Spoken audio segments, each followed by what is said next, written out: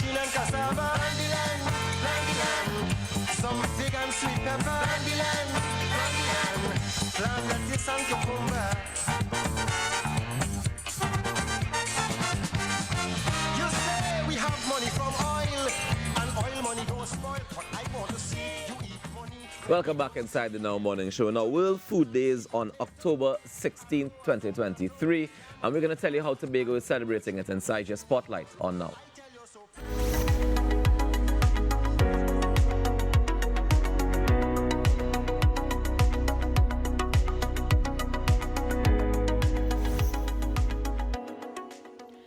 And yes, as Roka said, World Food Day is coming shortly, but Tobago is also celebrating that as well. And just want to make mention that the World Food Day celebrations, when it was launched last Thursday in Scarborough, the Tobago House of Assembly officials actually underscored the importance of Tobago growing its own food. And that was in light of the impact of the service cargo ship, the vessel that, was down. And they were going through a lot of stress on how crucial a stable water supply is to food production. And this year, 2023, World Food Day celebrations in Tobago will be held on October 18th and 19th at the Scarborough Food Hub in Shore Park. And on the line to tell us all about it is Dr. Paul Crooks, Veterinary Officer of the Division of Food Security in the THA. So good morning, Dr. Crooks. Good morning. Thank you for having me. Oh, it's a pleasure to have you this morning. And I feel like I want to be in Tobago because I've seen the flyer as well. And it's, water, that's a theme this year. Tell us a little bit about what Tobago is doing for World Food Day. What's going to be happening? Okay, so today especially, we want to promote the World Food Day Grand Exhibition. The Grand Exhibition is next Wednesday and Thursday. Everyone who lives on Tobago probably already knows in some respects what to expect for every grand exhibition. However, I want to make it clear that this year's World Food Day, we have changed venue. We are now at the Shore Park Food Hub, and that's right between the Shore Park Cultural Complex and the Spring Garden gas station. Tobagonians would know where that is. We've changed venue, and part of the reason we've changed venue is because we've decided to change focus. So for this year's World Food Day Grand Exhibition, the theme is water is life, water is food, leave no one behind. And what we want to do is change, just like water changes, just like water flows, just like water creates new rivers and new pathways. That's what we wanted to do as well. So we are evolving in 2023. And the grand exhibition, while we are at the Shore Park Food Hub, and that's one of the changes, we are also focusing on education and farmer business development. Those are really what we want to key in on. So prior World Food Days would have been very much fair market-like atmosphere. And for those persons who are interested in that, we haven't lost that. There's still going to be fresh produce on sale. There's going to be animals on display, various breeds of animals for children to come and learn about and interact with. There'll still be a wildlife setup.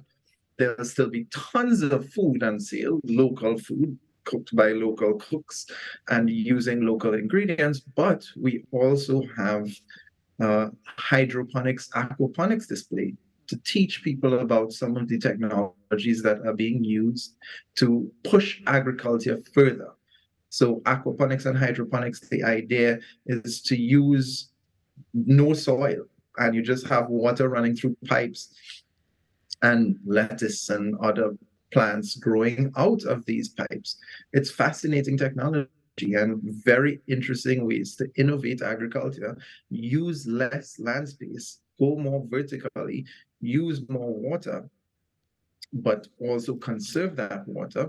So these are some of the things we want to push. We have a business development unit where we're going to have persons from the Agriculture Development Bank, First Citizens Bank, and other financial institutions alongside members from the Division of Food Security who are going to push farmers to register their businesses, register as farmers, to pursue incentive programs, loans to really develop their business. So we're pushing that education, farmer development, learning, embracing new technology aspect. Even in the livestock display, we're going to have brand new technologies. We're going to have a walk-in incubator for your chicken eggs and duck eggs.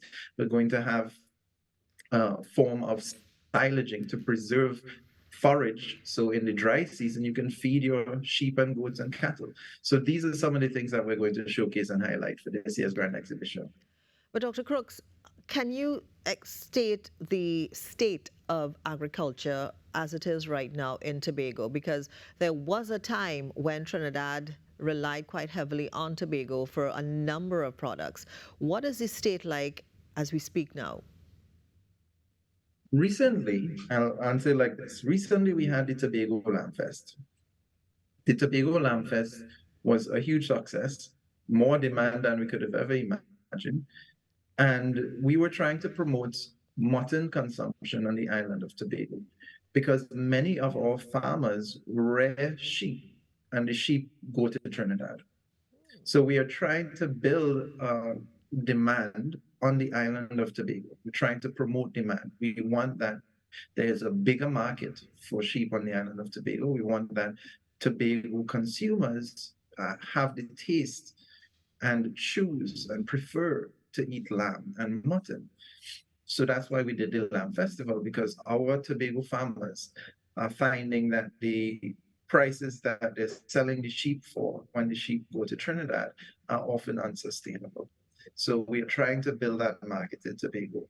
And what we've seen over time is, yes, the sheep and goats primarily go to Trinidad, but livestock farming on the whole has been dwindling. We've been also seeing that with crop farming. There is, of course, a cultural movement away from agriculture. People don't recognize its value. People don't recognize the expertise and the skill and the technique and the time and the learning that goes into this. It's not, unfortunately, it's still not a well-respected profession. So we've had a general trend away from agriculture. We hope that through World Food Day, through education, through programs that embrace students and learning, that we can build that capacity and that interest. Because Tobago does have the potential to feed itself entirely and to feed Trinidad entirely. That is the reality of the situation. But again, the demand has dwindled. So we're really trying to push that greater demand. That's one, so that we have more people who are interested in farming, but also we still in Tobago supply many Trinidadian families with local products, local provision, local livestock. That's really still the case. I was going to ask, but you kind of answer that somewhere in there, how difficult or easy, and I know it's more on the difficult side, to actually get people to get into the agriculture sector, because it is a struggle at times. But what do you also see with respect to the economy, as the budget was just read, the amount of money that was allocated to the agriculture sector, and how does that affect Tobago on the whole? Well, as I said, with the theme of World Food Day, it's leave no one behind, right? Ultimately, leave no one behind. So the reality is, when a government is deciding how to apportion its funds, how do you decide which of these several very important things is most important? Is it education? Is it national security? Is it health? Is it food production, food security? They're all very important, and they balance. I don't envy any leader who has to make this decision. The balance and figuring out who gets what proportion of a total allocation must be very difficult. All of that said, I would always personally clamor for more funding in the food production area. We are looking at upcoming challenges and challenges that we're currently facing, including climate change. We're going to have to deal with longer periods of drought, which has been a big problem already in Tobago for the dry season for the livestock farmers, but we're also going to deal with, besides those longer periods of drought, more chances of heavy rainfall, of flooding. And how do we ensure that we have systems and protection mechanisms in place for our farmers to ensure that we not only have a continued supply of the quantity and quality of food that we deserve as an island and as a nation, but how do we ensure that we protect the mechanisms so that we are planning for years ahead, planning for fires, planning for droughts, planning for limited rainfall and excessive rainfall. We have to have all those things in place, and they require funding. So I would always push for that. So where we have limited funding, we're going to struggle. That's one thing. But also, as I said, with Leave No One Behind, the way that we try to promote agriculture is not just through this one grand exhibition. We did a series of events, including the Lamb Festival, the Green Market, seminar series. All of these things are to try to educate and promote agriculture, promote small business, and hopefully build that sustainability. Well, I think you have touched on everything, and it looks like, the food festival is actually going to give present people who are in agriculture, farmers and all of that, and even those who want to get in. There's so much to learn as well with the World Food Day.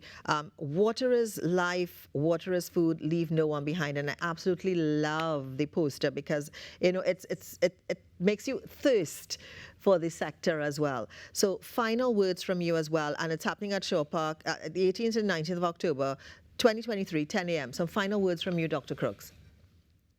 Well, as we said, leave no one behind. World Food Day 2023, grand exhibition, next week, Wednesday and Thursday, 18th and 19th October, from 10 a.m. to 6 p.m. daily. There's something for everyone. So we really want everyone to come by. Yeah, because we want to get the sector going. We really do. And we want to encourage small business. We want to grow small business. And we want to help food producers feel secure in the work they do. Thank you so very much, Dr. Paul Crooks, Veterinary Officer, Division of Food Security of the THA. Thank you for sharing this with us. And, I feel like if I could come to Tobago, I would do that just for this. You should. I should. Thank you so much for taking the time for sharing this with us this morning. You're welcome. All right.